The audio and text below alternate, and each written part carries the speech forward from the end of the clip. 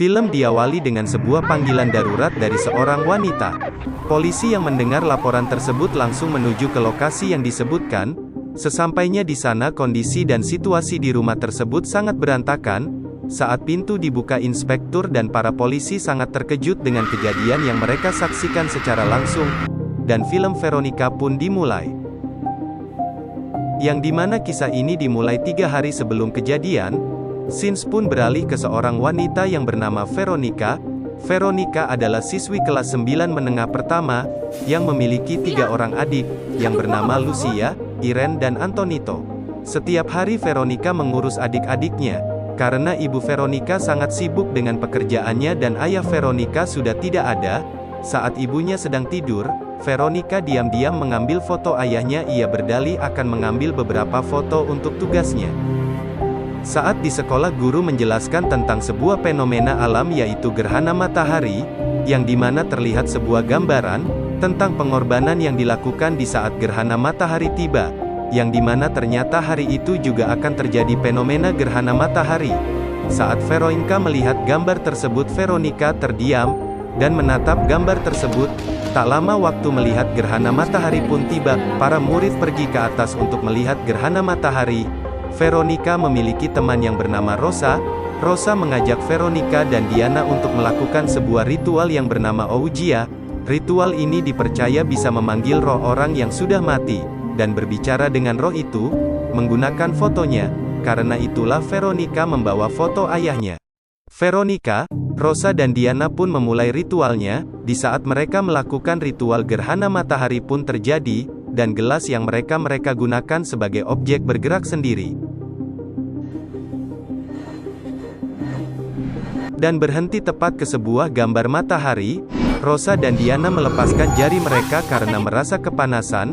Namun Veronica tetap melanjutkan ritualnya. Di saat gerhana matahari terjadi total, gelas yang Veronica sentuh tiba-tiba pecah. Namun Veronica tetap terdiam. Sedangkan Rosa dan Diana semakin panik. Darah Veronica menetes tepat ke gambar matahari tersebut. Dan tiba-tiba, lilin terjatuh dan membakar buku ritual mereka. Setelah itu Rosa melihat Veronica yang sudah tak sadarkan diri. Rosa meminta Diana untuk mencarikan bantuan. Saat Diana pergi, Veronica membisikkan sesuatu kepada Rosa. Tiba-tiba, Veronica pun terbangun dari pingsannya, dan ia sudah berada di ruang kesehatan. Dokter bertanya kepada Veronica apa ia sudah pernah menstruasi. Veronica menjawab ia belum pernah menstruasi meskipun ia sudah berumur 15 tahun. Dokter mengatakan kepada Veronica, mungkin kamu kekurangan zat besi. Setelah itu Veronica menjemput adik-adiknya dan pulang. Saat di jalan pulang, suster sekolah Veronica selalu memperhatikan Veronica, padahal suster senior sekolah Veronica tidak bisa melihat, alias buta. Singkat cerita, Veronica sudah sampai di rumah, dan sedang memandikan adiknya Antonito. Saat sedang memandikan adiknya, sambil menyanyikan sebuah lagu yang berjudul Centela, Veronica mendengar suara gaduh di kamar sebelah. Veronica pikir itu adik-adiknya yang sedang bermain. Namun saat Veronica periksa, mereka ternyata berada di sisi kamar lain. Veronica pun pergi ke kamar itu untuk memeriksa keadaan. Tiba-tiba pintu kamar tertutup sendiri dan Antonito berteriak memanggil namanya.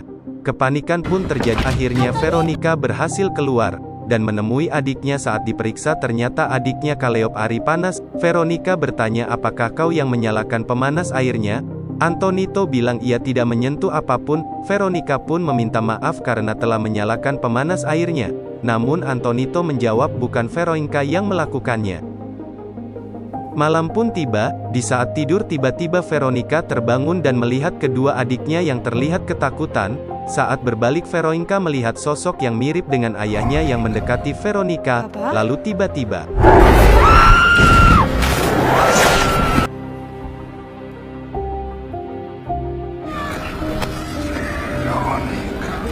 sosok itu mencoba menyakiti Veronica. Ternyata itu hanyalah mimpi semata. Singkat cerita, keesokan hari pun tiba. Di sekolah, Rosa yang tahu akan kejadian hari itu mulai menjauhi Veronica. Veronica yang semakin merasa ada yang tidak beres pun pergi ke tempat yang kemarin. Di sana ia bertemu dengan suster senior, yang dimana ternyata suster itu mengetahui semua yang terjadi kepada Veronica. Biarawati itu menceritakan bagaimana dia biasa melihat roh-roh gelap ketika dia masih muda, dan dengan sengaja membutakan dirinya sendiri dalam upaya yang gagal untuk menghentikan penglihatan itu.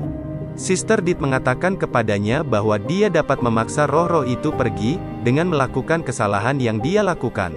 Dengan cara yang benar, Veronica belajar bahwa penting untuk mengucapkan selamat tinggal pada roh di akhir pemanggilan arwah. Waktu pulang pun tiba. Di Emah, Veronica menggambar simbol Viking pelindung untuk anak-anak untuk melindungi adik-adiknya. Malam pun tiba. Saat Veronica memeriksa keadaan adik-adiknya, tiba-tiba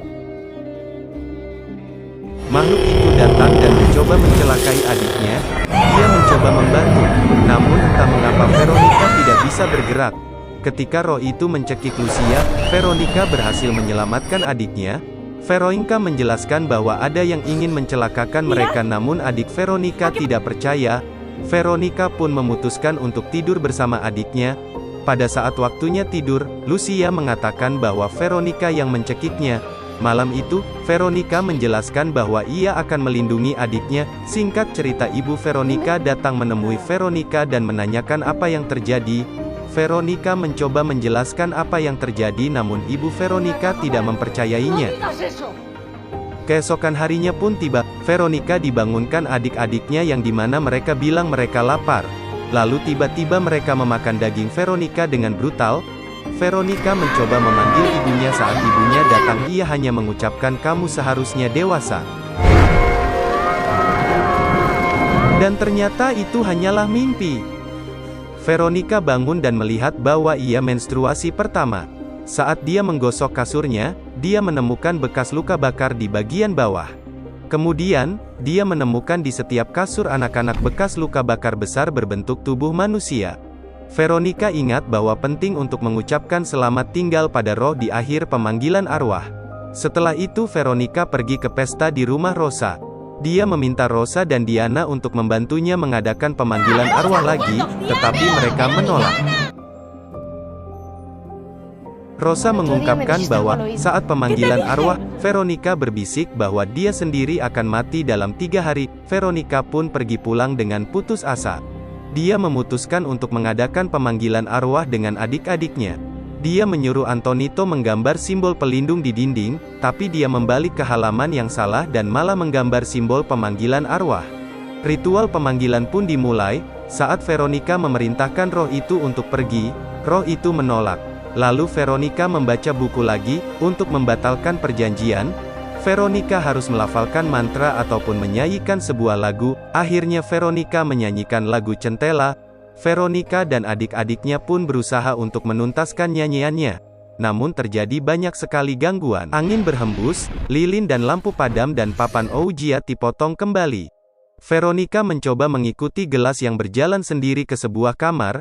Di kamar itu Veronica melihat kasur yang memiliki bekas bakar. Veronica mencoba menyentuhnya lalu tiba-tiba situasi pun menjadi sangat tegang. Veronica kembali menuju kamar adiknya. Veronica mencoba memanggil polisi. Saat sedang menelepon polisi, roh itu merenggut Antonito.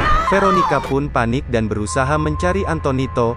Veronica pun berusahalah menyelamatkan adiknya, dan tak sengaja Veronica terjatuh. Saat terbangun Veronica berhasil membawa adiknya kembali. Veronica pun melarikan diri bersama Lucia dan Irene. Namun, ketika dia sampai di pintu keluar dia melihat di cermin bahwa Veronica tidak benar-benar memegang Antonito, tetapi hanya membayangkannya. Veronica pun kembali untuk menemukan adiknya. Saat sampai di kamar mandi ia melihat adiknya di bawah makhluk itu. Saat mencoba mendekati Veronica terpental dan terbentur kaca. Akhirnya Veronica berhasil menemukan adiknya yang bersembunyi di lemari, dan memanggil namanya. Antonito menyebutkan bahwa Veronica bukanlah Veronica. Antonito menolak untuk pergi bersamanya. Veronica melihat dirinya di cermin dan melihat iblis. Veronica menyadari bahwa dia telah dirasuki oleh iblis sepanjang waktu, dan telah melukai saudara-saudaranya di bawah kendalinya. Dia mencoba untuk mengakhiri kerasukan dengan menggorok lehernya sendiri, tetapi dicegah oleh iblis. Di sisi lain ibu Veronica yang melihat mobil polisi ke arah rumahnya merasa cemas, dan langsung pulang, dan menemukan kedua anaknya. Polisi yang baru datang langsung masuk, untuk mencari Veronica dan Antonito. Saat pintu dibuka inspektur dan para polisi yang lain, melihat dengan jelas Veronica diserang oleh kekuatan tak terlihat dan pingsan.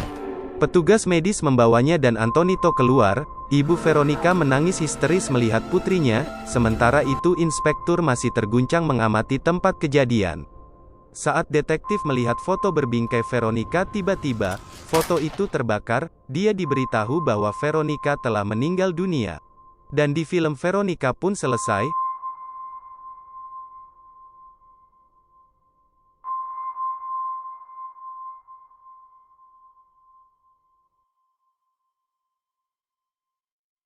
5 tahun kemudian pada tahun 1996, ia melaporkan aktivitas paranormal yang tidak dapat dijelaskan telah terjadi di Madrid. Dijelaskan bahwa film ini didasarkan pada peristiwa nyata dari laporan polisi pertama di Spanyol di mana seorang petugas polisi menyatakan telah menyaksikan aktivitas paranormal.